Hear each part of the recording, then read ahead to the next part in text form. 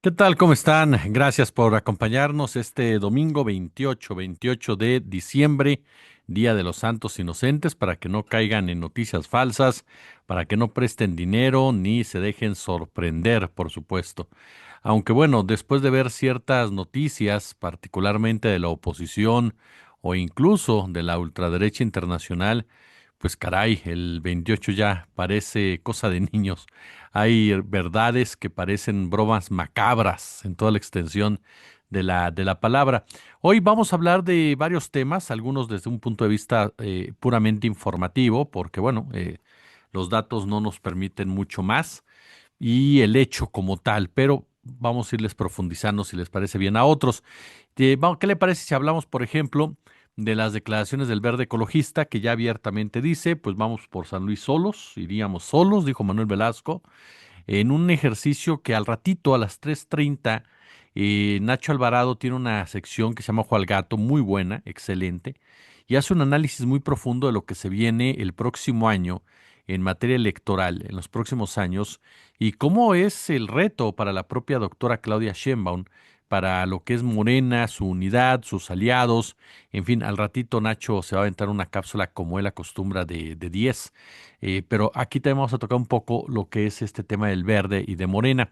El otro tema que me gustaría comentar con ustedes, por lo menos informativo, es este descarrilamiento del tren del corredor interoceánico en Nizanda, Oaxaca. Estaremos platicándoles de ello.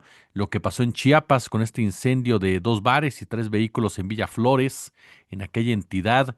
Y por supuesto esta llamada de Donald Trump con Putin, ¿no? La relación Trump-Putin, eh, con muchas, muchas aristas. Pero a ver, comencemos por el principio, si les parece bien.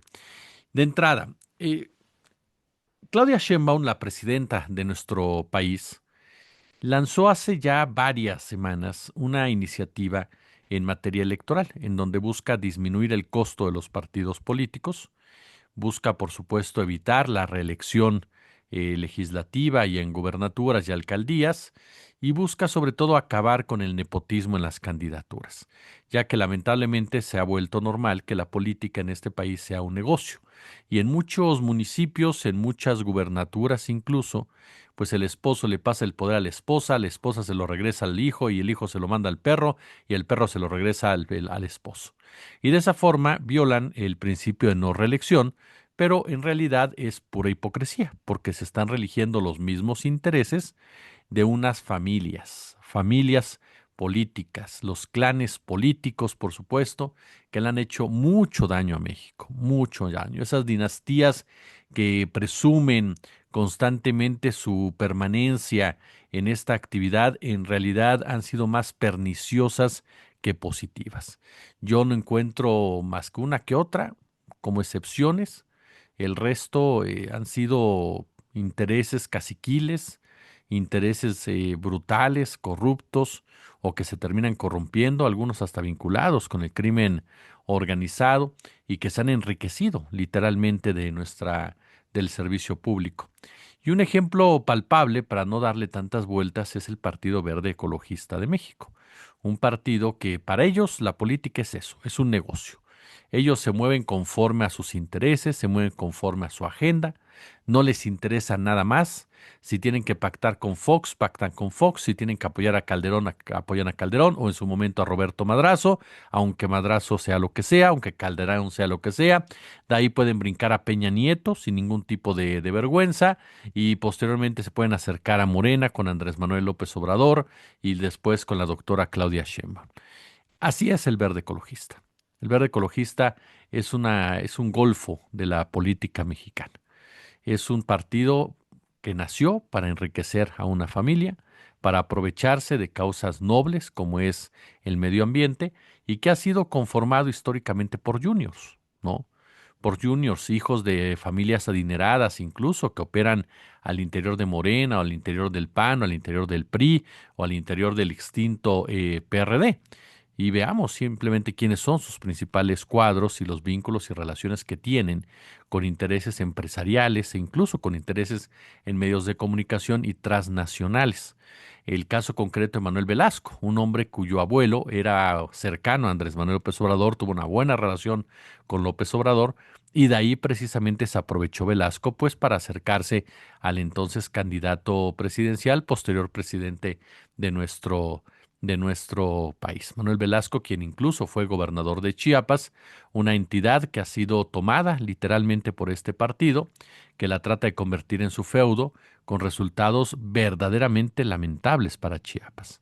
Chiapas no ha visto la suya nunca, no ha tenido un buen gobernador, no ha tenido un gobernador que se ponga de lado de los intereses sociales, de los intereses de las comunidades, que apoye a las comunidades originarias, que busque el desarrollo, no el desarrollismo, el desarrollo de la entidad.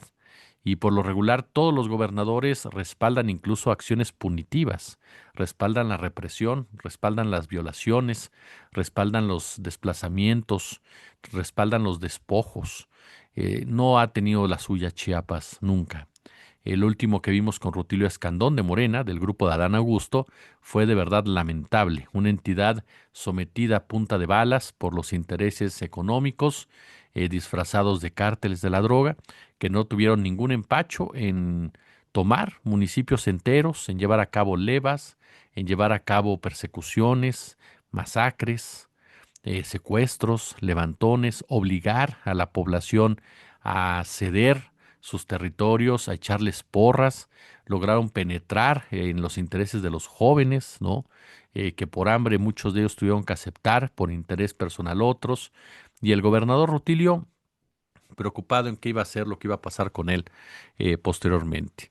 Un hombre que operó para la agenda de Adán Augusto, que fue, pues sí, premiado, digámoslo de esta forma, con una representación diplomática, haciendo un verdadero oso cuando fue a justificar esa policía Gestapo del ICE y la cárcel esta inhumana del Alligator, ¿no? Diciendo que estaba en condiciones aceptables, mostrando un comportamiento vergonzoso en toda la extensión de la palabra, indigno, indigno, así se lo digo para un movimiento de transformación nacional. Pero esos son los perfiles. Ahora está Eduardo Ramírez, un gobernador que ha sido señalado de vínculos con el crimen organizado. El verde ecologista es así, y todo el mundo sabe que es así. Todo el mundo sabe cómo opera, cómo se vende, cómo actúa y cómo siempre va a traicionar en algún momento. Hoy empieza a hacerlo en Morena. ¿Por qué? Porque estas reformas que manda la presidenta pues no les convienen para sus intereses, particularmente en el estado de San Luis, una entidad en donde estos personajes tienen metidísimos sus intereses, en donde quieren que una senadora, ¿no?, del Verde pues suceda a su esposo. Incluso mandaron a hacer una ley ofensiva para la cuestión de la igualdad de género y que tratan de disfrazarla de ello. La ley Esposas, que no es otra cosa más que una ley con dedicatoria para facilitarle el camino a una candidata a todas luces impuestas desde ahorita por los actos más viles de la antidemocracia. Como el gobierno federal y Morena han decidido impugnar esa ley y han decidido ir en contra de estas acciones, el Verde entonces amenaza y dice voy solo. Y el Verde puede chantajear gracias al apoyo de Adán Augusto, que está con ellos, y del respaldo de un Ricardo Monreal, que está más preocupado en poner frenos a la transformación que otra cosa. Pueden opinar en contra de las reformas de Morena, pueden mover votos para impedir que pasen las reformas de la verdadera transformación, como lo han hecho en las últimas semanas y en los últimos meses. Pueden chantajear de una manera muy particular. Pero también el Verde, y esto me parece que lo sabe la gente, la presidenta y la propia presidenta, el Verde también se juega su sobrevivencia, porque debido a la simetría entre Morena y el resto de los partidos, el Verde no tiene para dónde hacerse. Hoy por hoy el Verde depende más para su sobrevivencia y operación de Morena que lo que de Morena depende de él. En algún momento dado, el Verde va a traicionar a Morena, y estoy seguro que dentro del cuarto de guerra de la presidenta lo saben, y deben de prepararse para ello, y empieza a mostrarlo. Si el Verde quiere irse de la alianza, que se vaya. Obviamente esto va a traer, ¿no?, la detención de reformas, va a traer el bloqueo de otras, va a letargar el ritmo que lleva la presidencia de la República. Pero algunas veces es mucho mejor que estar cediendo a intereses facciosos y gangsteriles de un grupo que no tiene nada de transformador y que conforme lo vayas empoderando, le vayas dando más herramientas y más poder, va a terminar por quemarte, va a terminar por afectarte y va a terminar por jalarte hacia el desprestigio. Si ya de por sí tienes muchos enemigos internos, ¿no?, que operan para ello, uno más. Además, no olvidemos algo, el Verde es un partido muy cercano a TV Azteca, muy cercano a los intereses de Ricardo Salinas Pliego. Entonces, no nos sorprendamos que en algún momento dado jueguen para ese lado en en toda esta discusión.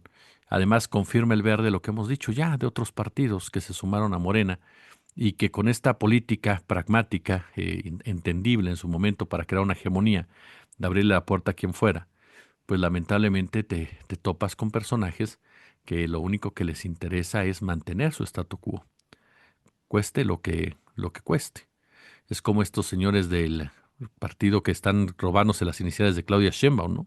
El CSP, de este Hugo Eric Flores, que es otro Vivales, en pocas palabras, que es diputado, que tendría que explicar muchas cosas en materia de paramilitarismo este hombre, junto con Cuauhtémoc Blanco, ayer en Morelos, pero que finge una democracia.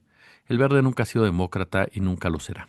Para ellos la democracia es algo que no saben cómo se come, una broma del día de los inocentes. Pero insisto, a menos de que tengan pactos con Augusto y con Monreal que puedan llevar a cabo acciones que fracturen o fragmenten el movimiento, la realidad es que el Verde para su propia sobrevivencia depende de Morena. Y Morena sí va a sufrir sin el Verde, pero eso no quiere decir que se haya acabado todo. Veremos cómo se van acomodando las piezas, pero por lo pronto Morena no debe dar un paso atrás en ir en contra de esa ley esposa y en profundizar los cambios electorales que hagan falta, porque esa será una de las de los grandes legados del gobierno de Claudia Sheinbaum. Ese es uno de sus grandes legados, así como el de Andrés Manuel, la reforma judicial de Sheinbaum es el tema electoral. Eso me queda clarísimo y no deben de ceder a los intereses que lamentablemente no quieren que se mueva un ápice. Y de ahí me brinco rápidamente, si ustedes gustan, a este lamentable accidente que se presentó en Oaxaca. Se lo leo tal cual, una nota de los reporteros Lisset Guadarrama, Jorge Martínez, Gaspar Vela y Óscar Rodríguez de Milenio. El corredor interoceánico del Istmo de Tehuantepec reportó un incidente ferroviario en la línea Z a la altura de Nizanda, Oaxaca. El evento involucró a dos locomotoras y cuatro vagones de pasajeros en los que viajaban 241 personas y 9 miembros de la tripulación. La máquina principal sufrió un descarrilamiento, lo que obligó a detener la marcha y a activar los protocolos de emergencia. De acuerdo con el comunicado oficial, desde el primer momento se brindó atención de inmediata a las personas usuarias, mientras se mantenía coordinación con las autoridades locales para garantizar la seguridad de los pasajeros y realizar el levantamiento de información técnica y operativa. El organismo señaló que la prioridad es atender a los afectados y mantener informada a la población. En un principio, muy seguramente esta situación de los datos pues comenzará a cambiar, ¿no? Conforme avance el tiempo que usted vea este video. Se ha reportado 15 heridos, fue lo que dijo Salomón Jara, gobernador de Oaxaca, quien por cierto va a enfrentar la primera revocación de mandato. Ya la doctora Sheinbaum señaló que está atenta a los trabajos que se llevan a cabo en esta zona del país. Y la Secretaría de Infraestructura, Comunicaciones y Transportes, el IMSS y el gobierno de Oaxaca están participando en estas labores, lo mismo que la Secretaría de Marina. Bueno, por supuesto que se tendrá que informar qué fue lo que pasó, se tendrá que invertir más y mejor en torno a este tipo de transportes que son claves, obras simbólicas y que para que sigan siendo eso y sigan representando lo que para muchos de nosotros representan, pues se tiene que garantizar su funcionamiento adecuado. Habrá que ver qué fue lo que pasó. No hay que descartar jamás nada, desde los accidentes como tal, problemas técnicos, problemas humanos que son comunes, hasta cuestiones de desestabilización. Sé que esto último es irresponsable incluso plantearlo a cuenta hacia lo loco, pero la realidad es que como está el país, pues no se puede descartar absolutamente nada. Yo sí creo que es un accidente que tendrá que revisarse, que tendrá que profundizarse y que tendrá que evitarse que se vuelva a replicar y se vuelva a presentar, pero nunca hay que dejar o cerrar el espacio absolutamente a nada. ¿O ustedes qué opinan? Deje de brincar a Chiapas. Ya les decía, esta situación de Chiapas en donde el crimen organizado se volvió parte del paisaje, el verdadero crimen organizado. Fíjese que para mí Chiapas es el ejemplo perfecto de lo que platicaba el viernes con Osvaldo Zavala, una entrevista que, bueno, transmitimos el sábado, pero que grabamos el viernes, y en donde hablábamos precisamente de que de repente nos centramos mucho en las figuras de los narcos, de los capos, cuando estamos frente a un verdadero corporativo de la guerra, de la violencia, que saca mucho dinero o gana mucho dinero usufructuando la muerte de los pobres, porque a final de cuentas los que más fallecen a raíz de la mal llamada guerra contra el narco son los pobres. Entonces, y a los que más manipulan y a los que más explotan.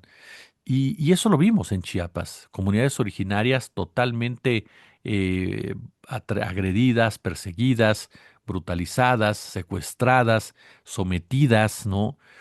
Financiamiento para que haya violencia para resolver los territorios, las disputas territoriales y después llegar para posicionar ahí a mineras y a empresas nacionales, financiamiento a grupos a grupos de choque que lleguen a generar problemas contra las comunidades, contra las autoridades comunales, contra las cooperativas, una persecución sistemática militar en contra del EZLN, una persecución sobre la escuela normal rural.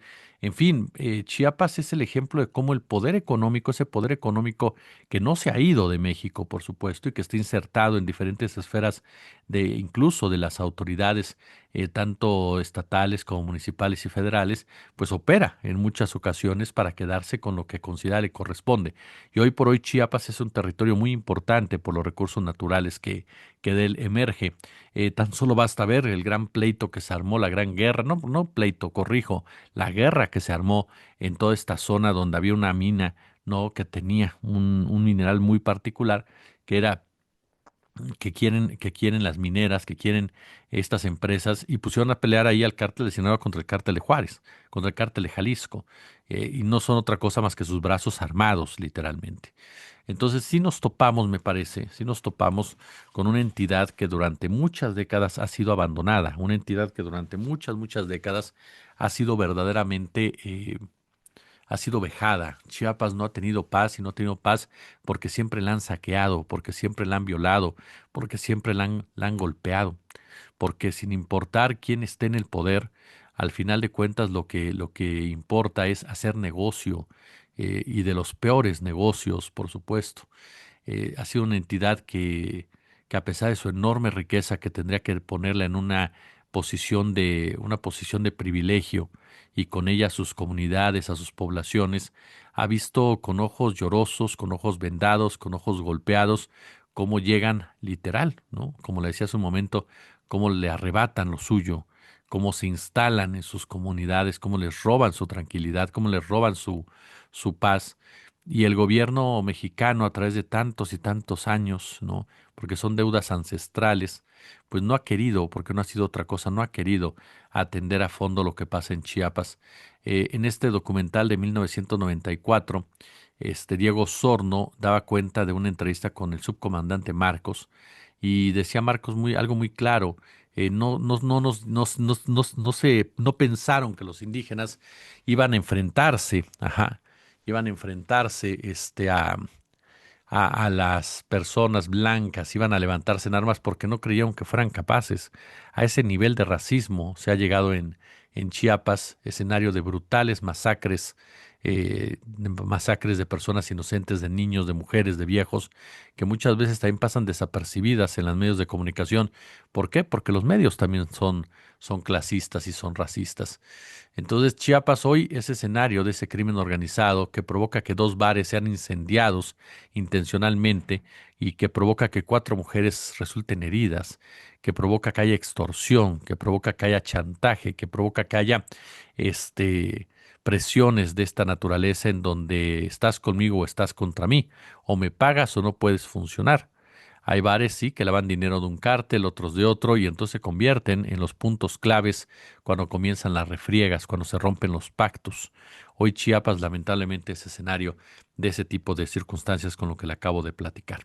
Y finalmente el caso de Putin con Donald Trump. A ver, este domingo el presidente de Estados Unidos, Donald Trump, comunicó a través de su cuenta de Truth Social que tuvo una llamada con el presidente de Rusia previo a su reunión con Zelensky.